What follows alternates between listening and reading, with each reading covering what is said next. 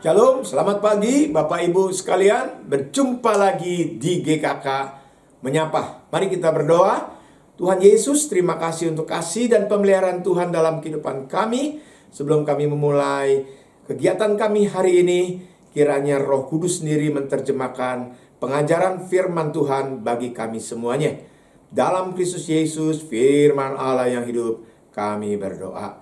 Amin. Hari ini saya mau berbicara tentang kebesaran Tuhan dan pengetahuan manusia.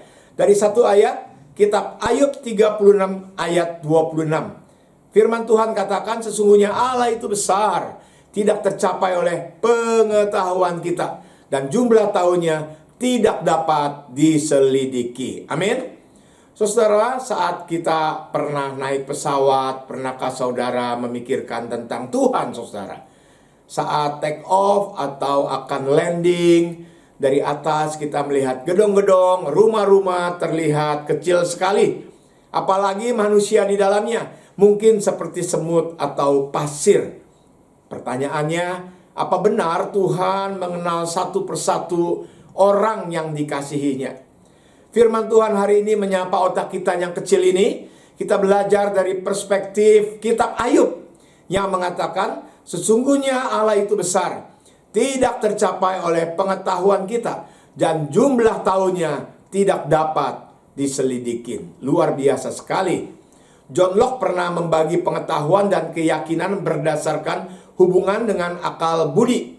Ada 3, saudara. Pertama, illogical, artinya tidak masuk akal, tidak logis. Yang kedua, logical, logik masuk akal. Dan yang ketiga, ada istilah translogical, melampaui akal manusia.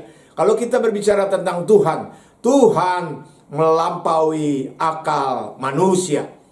Apakah tiap-tiap hari kita tidak memakai akal kita? Oh, sudah pasti, sudah tentu, saudara. Dari mengambil keputusan dan tindakan yang besar maupun yang kecil. Orang dari merakit pesawat sampai meracik obat. Dari mempersiapkan khotbah sampai memilih baju yang mau kita pakai, memilih makanan yang mau kita makan hari ini. Itu semuanya memakai pikiran dan akal kita, saudara. Namun karena manusia telah jatuh ke dalam dosa dan sudah tercemar oleh dosa, maka tidak mungkin mengerti tentang Allah secara keseluruhan dengan logika saja. Untuk itulah kita perlu alat yang lain, yaitu iman. Firman Tuhan hari ini mengatakan dan menekankan, sesungguhnya Allah itu besar, tidak tercapai oleh pengetahuan kita, dan jumlah tahunnya tidak dapat diselidiki. Ayat ini menjadi informasi awal yang baik dan penting untuk seseorang mau belajar teologi, atau bila kita mau menjadi pembaca Alkitab yang setia, mau menjadi murid Kristus yang baik. Karena mempelajari tentang Tuhan pastilah sangat berbeda dengan mempelajari ciptaannya. Di bagian lain, di kitab Ayub 11 ayat 7 sampai yang ke-9 juga mengatakan demikian. Dapatkah engkau memahami hakikat Allah? Menyelami batas-batas kekuasaan yang maha kuasa? Tingginya seperti langit. Apa yang dapat kau lakukan? Dalamnya melebihi orang mati. Apa yang dapat kamu ketahui? Ukurannya lebih panjang daripada bumi dan lebih luas daripada samudera. Ayat ini mau menyatakan bahwa manusia tidak dapat menyelami pekerjaan yang dilakukan Allah dari awal sampai akhir. Kebesaran Tuhan tidak terselami oleh pengetahuan manusia yang sangat terbatas ini. Juga dikatakan dalam Ayub 37 ayat 22 dan 23. Dari sebelah utara muncul sinar keemasan. Allah diliputi oleh keagungan yang dahsyat, yang maha kuasa, yang tidak dapat dipahami. Besar kekuasaan dan keadilannya. Walaupun kaya akan kebenaran, ia tidak menindas. Perhatikan kalimat-kalimat ayat ini.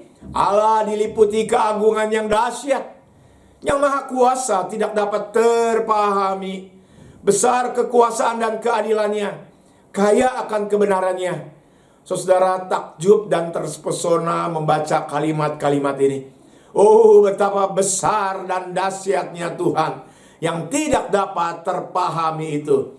Namun, kebesaran dan kekuasaannya tidak digunakan untuk merobohkan dan menindas pihak lain. Tetapi kekuasaannya dipakai untuk mengasihi, menolong orang-orang yang miskin, yang lemah, yang hancur hati. Kuasa yang dahsyat dipakai untuk merendahkan diri, mengasihi, mencuci kaki murid-murid, bahkan menebus orang-orang yang berdosa. Bila kita kaitkan dengan topik kristologi, betapa luar biasanya sifat-sifat Tuhan kita, Yesus Kristus. Pribadi yang besar, penuh kasih yang mengagumkan. Seperti itu juga seharusnya keluar daripada orang Kristen. Dia tinggi, dia besar, tetapi dia merendahkan diri di bawah tangan Tuhan yang kuat. Bagaimana dengan kita? Apakah sifat-sifat Kristus ada di dalam hidup kita? Mari kita refleksi dan belajar mau menjadi seperti Kristus. Selamat hidup menjadi berkat dan hidup berdampak. Mari kita berdoa. Bapa kami dalam sorga, kami sangat bersyukur kepadamu karena kami mengetahui dari kitab Ayub perspektif Tuhan yang besar, yang tak terpahami oleh akal budi kami. Kami merendahkan diri di bawah tangan yang Tuhan yang kuat, supaya sifat-sifat Kristus boleh terjadi dan tercermin di dalam kehidupan kami hari lepas hari. Dalam Kristus Yesus, firman Allah yang hidup, kami berdoa. Amin. Tuhan Yesus memberkati kita sekalian.